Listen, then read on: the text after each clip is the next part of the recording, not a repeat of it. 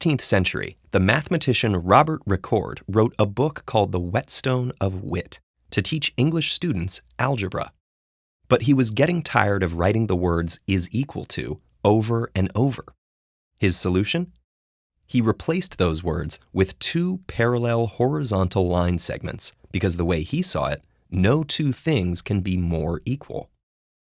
Could he have used 4 line segments instead of 2? Of course. Could he have used vertical line segments? In fact, some people did.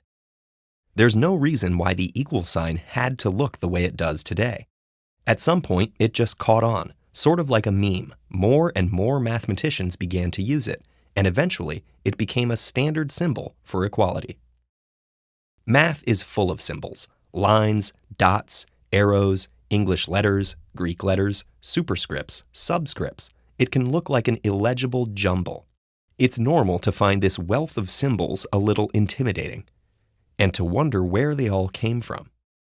Sometimes, as Recorde himself noted about his equal sign, there's an apt conformity between the symbol and what it represents.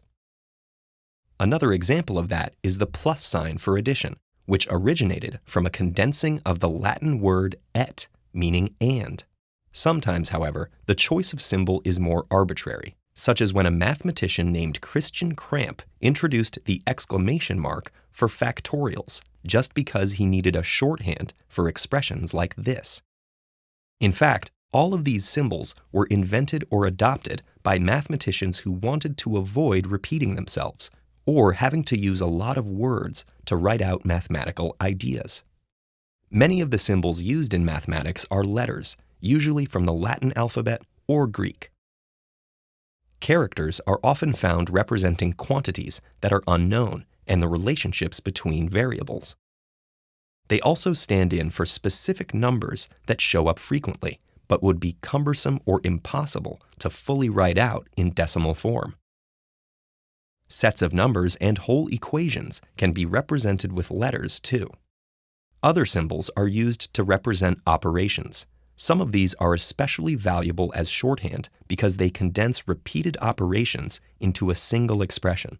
The repeated addition of the same number is abbreviated with a multiplication sign, so it doesn't take up more space than it has to. A number multiplied by itself is indicated with an exponent that tells you how many times to repeat the operation. And a long string of sequential terms added together is collapsed into a capital sigma. These symbols shorten lengthy calculations to smaller terms that are much easier to manipulate. Symbols can also provide succinct instructions about how to perform calculations. Consider the following set of operations on a number. Take some number that you're thinking of, multiply it by 2, subtract 1 from the result, multiply the result of that by itself, divide the result of that by 3, and then add 1 to get the final output. Without our symbols and conventions, we'd be faced with this block of text. With them, we have a compact, elegant expression. Sometimes, as with equals, these symbols communicate meaning through form. Many, however, are arbitrary. Understanding them is a matter of memorizing what they mean and applying them in different contexts until they stick, as with any language. If we were to encounter an alien civilization, they'd probably have a totally different set of symbols.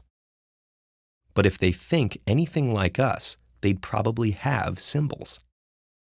And their symbols may even correspond directly to ours. They'd have their own multiplication sign, symbol for pi, and, of course,